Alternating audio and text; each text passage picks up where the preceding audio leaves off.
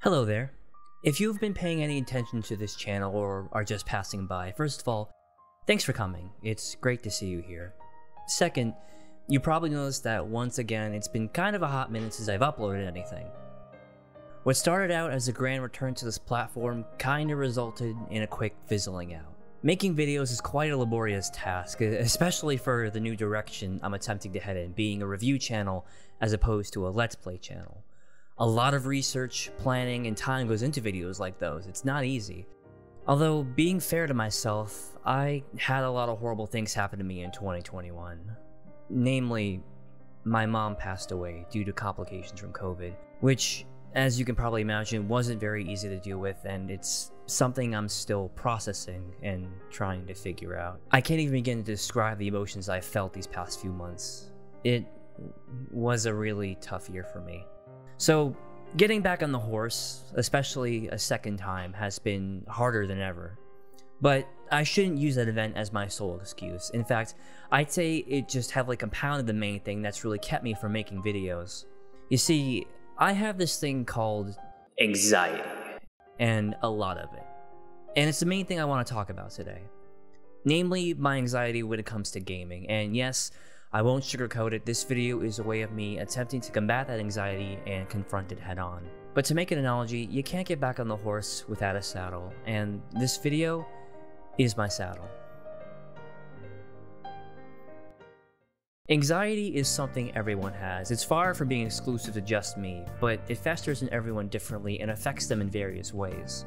For me, it's not only stopped me from creating content I want to make, but it also invades my interest in gaming. But isn't gaming supposed to be a hobby though? Isn't it supposed to help ease anxiety and give me an escape from it? Well, sometimes sure it does do that, but even so, gaming comes with its own set of anxieties for me that can prevent me from enjoying it as much as I should. The first of which I'm sure you're all familiar with, the backlog. The dreaded backlog is something every gamer has experienced, especially if your primary platform is Steam. I myself used to pride myself on beating a game before I moved on to the next one, but this was back when my primary platforms were the Wii U and the 3DS, and if you lived through that era as I have, you know there were times where releases were super sparse. The immense success of the Nintendo Switch has skyrocketed Nintendo back to its former glory. Whereas the Wii U had a game released, say, every 3 months, the Switch has a new game worth playing practically every week. There are a lot of games I'm interested in, and it's led to me buying games that I'll start but then seldom come back to. Games like Mario Golf Super Rush, Persona 5 Strikers, Issei, Saints Row 4, Spyro the Reignite Trilogy, WarioWare Get It Together, Big Brain Academy Brain vs. Brain, Mario Kart 8 Deluxe, Mario Party Superstars, Splatoon 2, you get the idea. All because Pokemon Legends Arceus came out and I need to jump on the hype train before I miss it. See, that's the thing, isn't it? Hype culture is such a big part of gaming today. When a new game releases, everyone needs to buy it and enjoy it immediately because guess what? If you don't, you miss out on all the discussion that goes on social media. You may even see spoilers of that game you're trying to play. It doesn't help that there's this unspoken deadline where people stop being considerate of those who haven't seen the game through to the end and post everything and anything related to it. So stay off of social media then, right? Isn't it that simple? Well, let me ask you a question. Can you feasibly go without social media for an entire day? Can you honestly sit there and tell me that you don't check your phone whenever you're bored or have any semblance of downtime?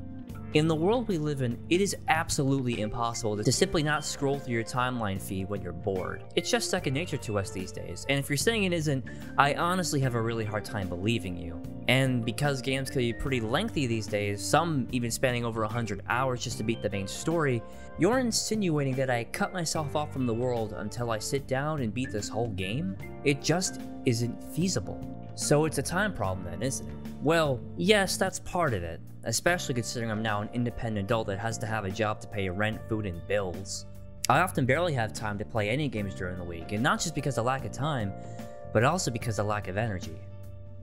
Gaming is a commitment. You sit down for a few hours doing absolutely nothing productive, just getting through this digital world that holds no intrinsic value. It's hard to justify doing when I have to work 8 hours a day, come home, do daily chores, cook dinner, clean the dishes, put on the next load of laundry I forgot to do because I was busy cooking, make time for family and my significant other, go to the gym because I'm trying to be healthier this year, come home from that, shower, and then maybe, just maybe, I have time to play through a game. And at that point, I just don't have the energy. And when I do have the energy, when I do convince myself to sit down and play, guess what? The anxiety doesn't leave then either. In fact, it gets worse. Because shouldn't I be more productive? Shouldn't I prepare more for tomorrow so I have less to do the following day? Shouldn't I work on making videos? It's been several months since my last one. Guess I'm just being lazy there. Oh, but I need to make sure I make ample progress in this game so I feel like this isn't a waste of time. And who can get immersed in the game's world when you're this anxious? Nobody. That's who. Tell me, am I even having fun? Don't even get me started on online games or games that have continuous updates or, God forbid, limited time events. I can barely touch those. For online games, I have no way to pause. I am committed to whatever game I decide to play until it's done. Which means I have to ignore my friends who are texting me or my girlfriend who I should pay attention to. Which just makes me feel like I should make better use of my time instead of playing round after round of Mario Kart. It makes me feel like an asshole. Not to mention, the skill ceiling of an online game rises as time goes on. People start to figure out tricks and high-level exploits that up the meta of the game. So if I don't play for a while and then come back, I am met with an absolute thrashing that just makes me feel demotivated to play. Looking at you, Splatoon. How the hell am I ever gonna get to rank X in this game? It takes so long just to get one rank and your levels grow so slowly. I'll never be able to get the higher tier weapons if I keep ranking down because guess what? I get no experience if I lose. And the regular matches don't provide enough EXP to level up quickly. It is an absolute grind and a total waste of time. Games that get continuous updates are also a problem because I'll have fun in the early stage of its life, but then other games come out, so I put it down.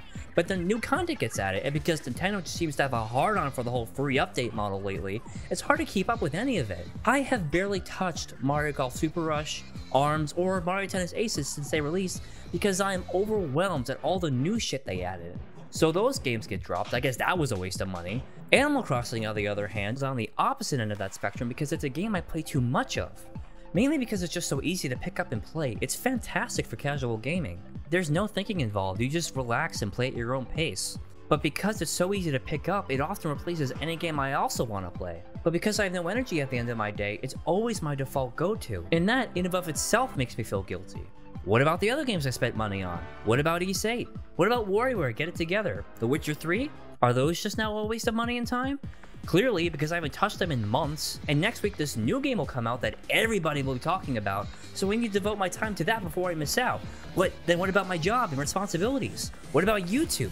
Wow, I must be super lazy, huh? Especially considering there are content creators my age doing this successfully, so what the hell is my excuse? Will my videos get recognized? Is it even worth it? But what about gaming? I should also make time for my passions, but I'm also only a few years away from 30, and that has a whole slew of expectations I feel like I need to meet. So it is a waste of time, isn't it? Is it me? Am I the problem? It honestly just feels like the world keeps moving and going and spinning, and all I just really fucking want is for everything to just stop. Let's take a deep breath.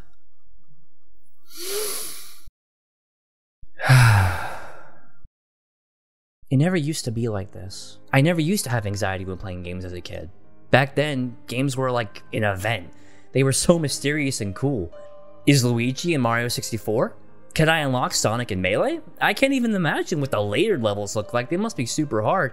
And hell, beating a game felt like climbing Mount Everest.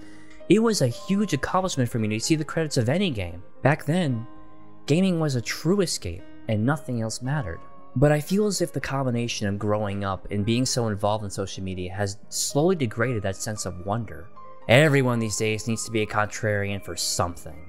Wow, Sora got into Smash? Who cares? He's just another anime sword fighter. He's a wasted slot. Pokemon Legends Arceus is a huge convention-breaking game changer that breathes new life into the Pokemon series? Nah, it sucks and the graphics look like dog shit. Back when I was a kid, I never concerned myself with the discussion of games. There were no arguments to have. Nobody to tell you why you're wrong and the game you enjoy sucks. And the technical discussion behind these games has also contributed to this. I never used to care about the frame rate or resolution of a game. I never knew what culling was, or how the world design was this Herculean feat that takes years of trial and error to create. I just didn't care. All that mattered to me was that the game was fun to play and that I enjoyed playing it. Nothing but me, the controller, and the TV in front of me. Additionally, I also had a much smaller library as a kid.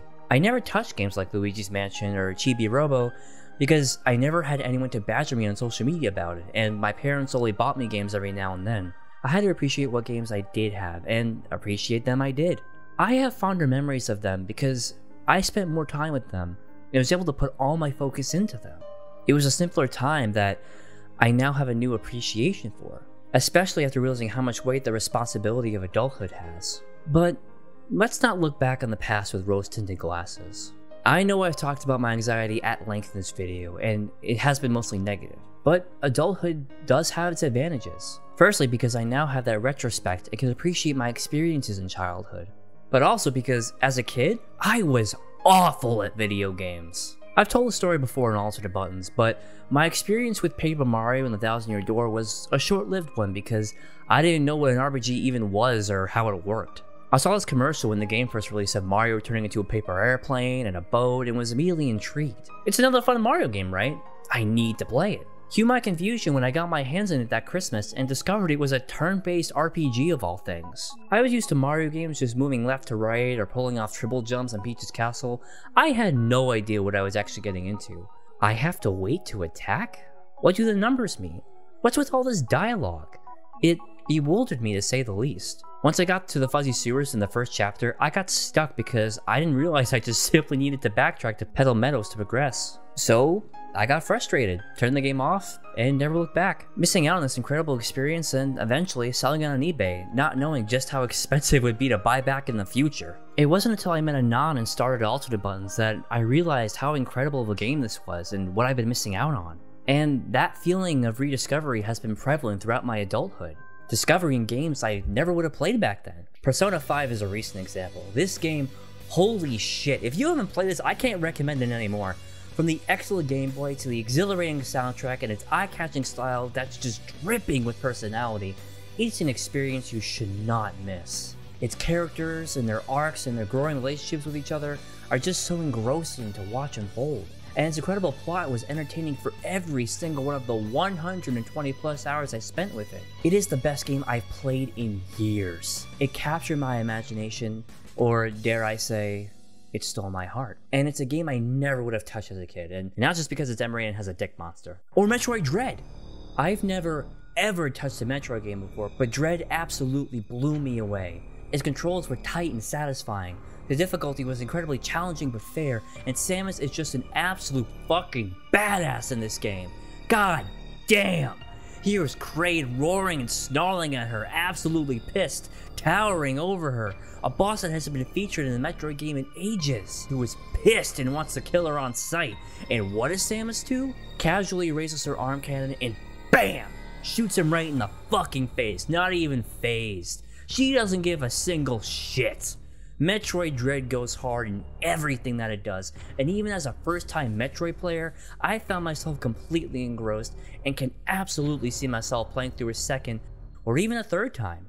And now, I'm currently playing through Pokemon Legends Arceus. This isn't my first go at the Pokemon series. I started Pokemon Sun back when that first came out, but was never motivated enough to finish it. And I've dabbled in Pokemon Red, but again, just kind of lost interest. The world of Pokemon just did not interest me. It felt shallow and half-baked in favor of just spewing out new monster designs. But this one is different.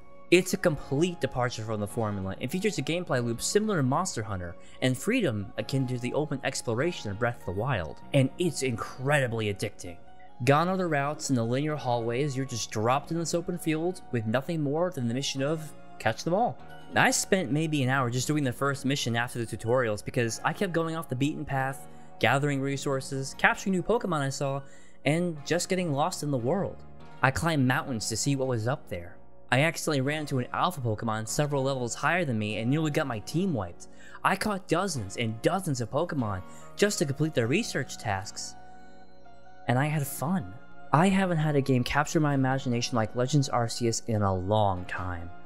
None of this would have ever been possible as a kid. So it occurred to me that maybe I've been thinking about video games the wrong way. Maybe I'm putting too much pressure on myself to enjoy them. Sure, I'm missing out on games I was intending to buy like Super Monkey Ball Banana Mania or Shin Megami Tensei 5, but who cares? I'm having fun playing the games I do have, enjoying the smaller library I've allotted to myself and appreciating them more because I'm actually giving them the time to.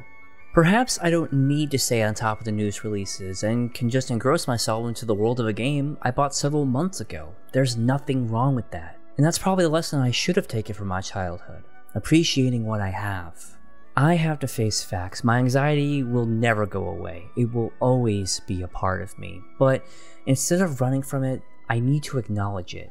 Identify why I feel the way I do, and work with it. Nurture it, and use it to my advantage. Using it to motivate me to enjoy the things I love, and eventually, creating the videos on this platform that I want to create. I can't promise you all a schedule, and realistically, I shouldn't drive myself crazy to meet a self-imposed deadline. I know YouTube doesn't like it, and the algorithm won't be very fond of me, but it's not a healthy way to flex my creativity. I need to create videos because I want to create them, and because it's fun to do, and I will do so on my own time. I'm not gonna lie, 2021 was an awful, challenging year for me, but this year, I want to prioritize my mental health. I want to prioritize learning to enjoy my passions again, all while managing this ever-present anxiousness I feel. You might hear me saying these words and may think, wow, he did it, he conquered his anxiety, but that is far from the truth. I need you to keep in mind that this is all a work in progress, and actually, I need to keep this in mind myself too. It is a constant effort every single day, and eventually, I will falter, and I'll fall back into my negative thoughts and have bad days. It's just inevitable. But it's also human. And I shouldn't beat myself up for having these bad days. I need to be kinder to myself. I'm not just telling you this, I'm also telling this to myself. So please, bear with me as I continue learning, growing, and trying to do the best I can. I can't promise when the next video will come out, but I can promise that it will eventually come out. And when the time comes, I will put all my effort, passion, and love into it, and make it the best I possibly can. Thanks for listening. Now if you'll excuse me, I'm gonna go play some video games.